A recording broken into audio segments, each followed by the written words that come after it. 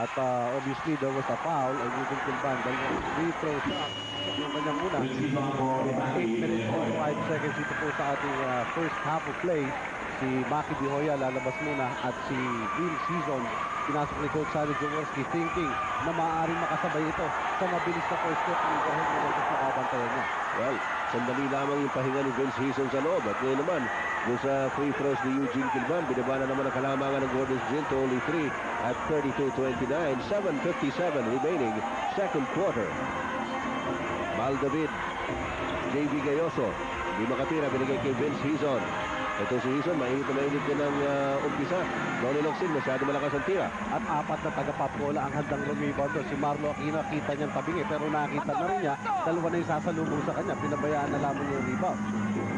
Berhel Meneses, nakatingin sa loob, hindi may pasa. Itinira na lang. Well, 2 points din naman. Kanina si Maki Bihoya, hirap na hirap si Meneses. Ngayon pa ito si JD Gayoso. Kung medyo may kabigatan yung katawan sa pagbantay. Talagang pepikean lang itong si Berhel. Head and shoulder, tanggal na yung depensa.